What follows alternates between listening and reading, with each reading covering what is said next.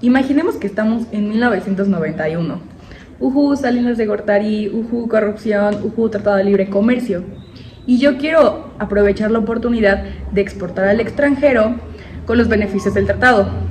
Pero no voy a llegar a decir a la aduana: hola, me dijeron por ahí que hay un tratado que va a hacer que México no pague aranceles, y como soy mexicano, pues no pago aranceles. Pues no, así no funciona. Se tiene que demostrar que el producto viene de México. ¿Recuerdan el escándalo de Zara? Que metía sus productos a México como si fueran de Estados Unidos cuando realmente eran de China. ¿Por qué lo hacían? Pues estos desgraciados se aprovechaban del tratado que tenemos con Estados Unidos para así no pagar impuestos. Y quién sabe cómo le hacían, porque para hacer uso de estos beneficios del tratado se tiene que avalar el origen del producto mediante el certificado de origen. Y de esto es de lo que vamos a estar hablando en el video. El artículo 36A de la ley aduanera nos dice que la persona que exporte o importe un producto deberá demostrar un documento que contenga toda la información de este, tanto su valor como sus materiales, etc., con el fin de demostrar el origen del producto y que venga del país exportador o importador. Pero ¿a quién le importa si el producto viene de China, Alemania o México? En el artículo 9 de la Ley de Comercio Exterior nos dice la importancia de determinar el origen del producto, ya que este nos puede ayudar para efectos arancelarios, cuotas compensatorias o cupos. Y existen dos tipos de certificados de origen: el certificado de origen blando y el certificado de origen duro. El certificado de origen blando solo aplica para países con los que tenemos un tratado o convenio comercial, y con este nos podemos hacer uso de los beneficios que ya mencionamos anteriormente. Pero para el certificado de origen duros, pues no vamos a poder tener ningún beneficio arancelario, ya que no existe ningún tratado, pero aún así nos expiden el certificado de origen para saber de dónde proviene la mercancía. Pero, ¿cómo se emite un certificado de origen? Y hay dos maneras: los que requieren validación por parte de una autoridad, que en este caso sería la Secretaría de Economía, y los que no requieren ninguna validación. Para los que no requieren validación, primero ya tengo que saber a qué país voy a exportar. Segundo, debe de haber un tratado entre estos dos países. Entonces me meto al tratado, en los anexos de certificados de origen o reglas de origen, debe de estar el machote del certificado de origen. Aquí voy a poner un ejemplo. Y solamente es leer el instructivo, llenar todo lo que nos pide del producto y firmar un representante legal de la empresa y se acabó. Supongamos que llegamos a un acuerdo, o sea, yo exportador llegué a un acuerdo con mi comprador de que 6 veces al año voy a hacer un envío de 100,000 sillas para allá. Entonces nomás voy a sacar un certificado por año para realizar estas 6 operaciones. Y para los que sí requieren validación, primero hay que realizar el registro de productos elegibles para preferencias arancelarias. Esto se hace mediante un cuestionario y es para decirle a la Secretaría de Economía cuáles materiales estamos utilizando para el producto, de dónde provienen y cuál es su porcentaje en el producto. O sea, es como si estuviéramos haciendo una receta de un pastel diciendo 100 gramos de harina, 50 gramos de azúcar, una taza de leche. También tenemos que poner el costo del producto, la mano de obra, en algunos casos los gastos indirectos de fabricación y hasta la materia de embalaje. Todo esto va a depender del producto al que estemos registrando. Y todo esto se conoce como Bill of Materials. Y toda esta información la va a corroborar una persona de la Secretaría de Economía, revisando todas las reglas de origen dependiendo del país, dependiendo del tratado, y para así determinar y decir: sí, es un producto mexicano. Ya que está todo en orden, nos van a dar un número de registro. Y ese número de registro lo vamos a usar para llenar nuestro certificado de origen. Y ya que hayamos llenado todo el certificado de origen, se manda a la Secretaría de Economía y la Secretaría de Economía nos los va a regresar con una firma electrónica.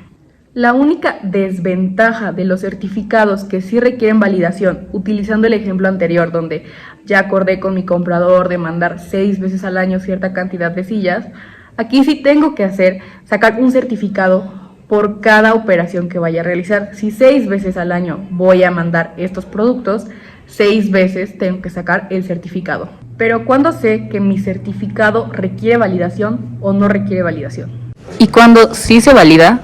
Pues va a depender del tratado, y en el caso de México son los siguientes: el Tratado de Libre Comercio con la Unión Europea, la Asociación Europea de Libre Comercio, el Tratado de Libre Comercio entre Colombia y México, el Tratado de Libre Comercio con Uruguay, el Tratado de Libre Comercio con Japón, ALADI, y certificados de origen que estén bajo el sistema generalizado de preferencias. Certificados de origen duros bajo el sistema generalizado de preferencias.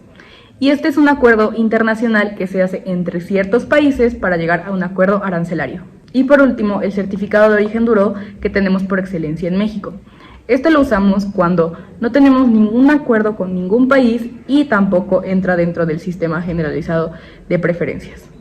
Pero, ¿qué pasaría si emito mal un certificado de origen? Ya sea porque se me fue el PEX llenando el certificado de origen, se le fue el PEX a la Secretaría de Economía al autorizarlo, o lo estoy haciendo para evadir impuestos como lo hizo Sara. Pues dependerá del tratado. Pero ante la ley aquí en México es un delito, donde tengo que pagar una multa o hasta la cárcel, porque aquí se consideraría como contrabando. Ya vimos por qué es importante un certificado de origen, cómo se hace este certificado de origen, todo lo que me requiere para el certificado de origen, pero ¿cómo determino realmente el origen de este producto? En el capítulo 9 y 10 de la Ley de Comercio Exterior nos menciona cómo se determina el origen del producto.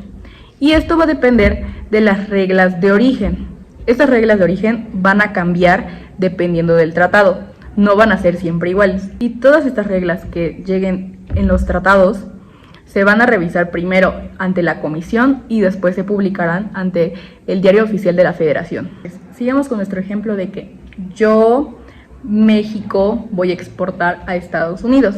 Entonces, ya sé a qué país voy a exportar, ya sé que hay un tratado entre estos dos países, entonces en ese tratado voy a buscar el anexo de reglas de origen. Y ahí va a venir específico qué productos sí se van a considerar originarios y qué productos no.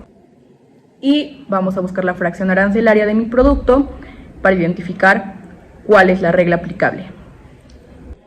Pero ¿qué pasa? Que estoy buscando y buscando y buscando y no encuentro la fracción de mi producto.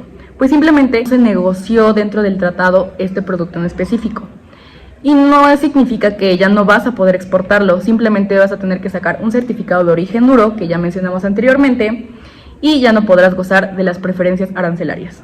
Después, regresando al Bill of Materials, que comentaba que era un listado de todos los materiales y la procedencia de estos, lo vamos a volver a tomar en cuenta ahorita. Pero también hay que tomar muy en cuenta que si compramos materiales de Estados Unidos, de China y así, está bien, solo escribimos que vienen de esos países. Pero la lógica es que si yo compré algo aquí en México, pues es de México. Pero realmente no siempre es así. Entonces tenemos que pedirle a nuestro proveedor. Es un documento donde avale de dónde realmente proviene este producto. Si realmente es mexicano o si lo compró de China y lo está vendiendo a México. En este caso, el producto no sería mexicano, sería de China. Existen 3 reglas, podríamos llamarlas como 3 reglas universales en los tratados. O sea que estas 3 reglas se van a encontrar en casi todos los tratados y son las siguientes. La primera es salto o cambio arancelario. Y voy a poner un ejemplo para que se entienda un poquito más de lo que se está hablando en esta regla. Y lo que nos dice es que yo estoy manufacturando sillas y necesito los siguientes materiales: madera, clavos y pegamento. Y la madera es de México, los clavos son de Estados Unidos y el pegamento es de Brasil. Entonces, las 3 tienen su fracción arancelaria, pero al momento de juntarlos se crea la silla. Y ahora la silla va a tener su propia fracción arancelaria. En el tratado voy a buscar un cambio A de partidas tal a tal. Entonces, dentro de esas partidas deberán de estar la fracción de la silla. Pero en algunos tratados hay un listado de materiales que deben de ser forzosamente originarios de México. Entonces, regresando a nuestro ejemplo de la silla, tenemos que la madera es mexicana, los clavos son de Estados Unidos y el pegamento de Brasil. Entonces, supongamos que dentro de este listado piden que forzosamente el pegamento sea mexicano, pues ahí ya no entraría, ¿verdad? Sin embargo, existe algo que nos podría ayudar, que es el minimis. Y el minimis, nos dice que si el valor material no originario no supera cierto porcentaje del valor de transacción del bien, ya se podría considerar como originario. La segunda es de valor de contenido regional, y este se puede calcular de dos maneras, dependiendo del tratado o del convenio. El primero es el método de valor de transacción, y esta es su fórmula. Y el segundo es el método de costo neto. Y en la industria automotriz, este forzosamente lo tenemos que utilizar. Y por último es el método de fabricación o de elaboración. Solo va a hacer mención de cómo tendría que ser el proceso de transformación del producto para que se considere originario.